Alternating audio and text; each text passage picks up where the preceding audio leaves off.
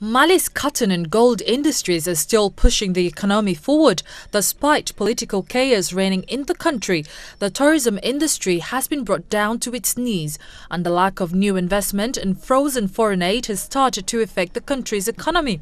Working at cotton fields, shoveling seeds and cotton buds, it's a hard job.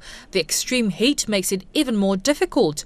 They are making animal feed at this factory not far from Bamako, the country's capital. Mali, once a very stable democracy in West Africa, has just in a couple of months been transformed into chaos following a coup on March 21st when a military takeover ushered the country into anarchy.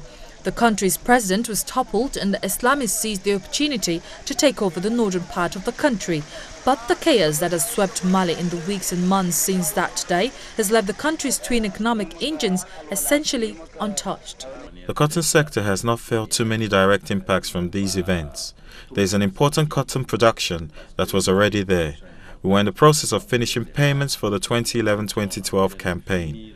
Thank God we were able to mobilize $300 million of credit needed to pay the producers, and the operations were conducted in the desired time frame. Indeed, Mali is expected to produce more cotton and gold in 2012 than it did last year. This should spur the country's economic growth to around 6%. This will also help bridge a budget gap left by frozen foreign aid since the coup.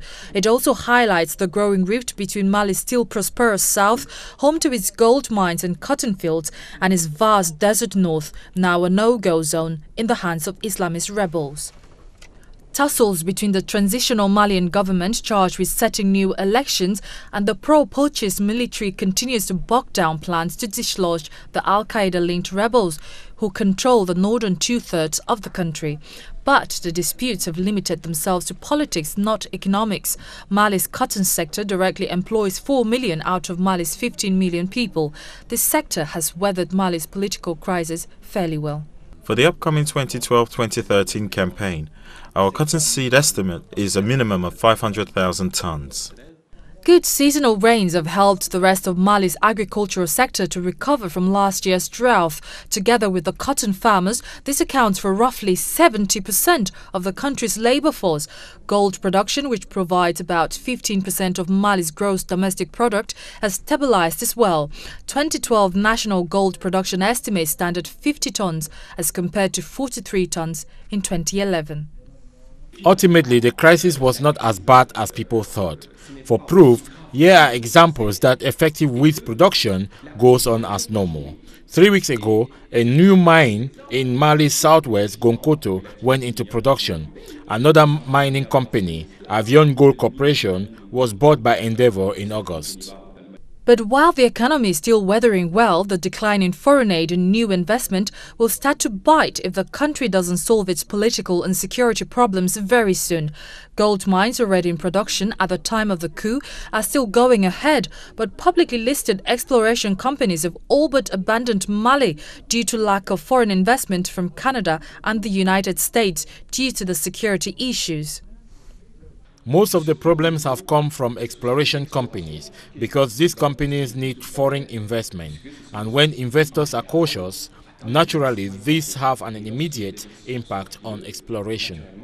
Investors who have explored the country say Mali is not credible as an investor destination any longer because half of the country is controlled by rebels. Mali's tourism industry, responsible for about 5% of the country's GDP, has also completely collapsed.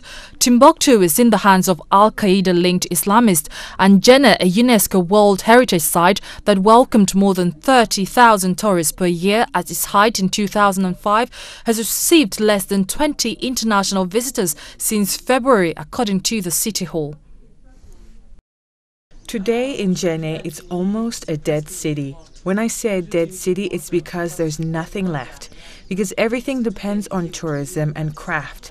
And with this crisis, earnings have dropped by 65% at our mayor's office. And almost all restaurants and hotels are closed. This has had a lot of impact on our lives.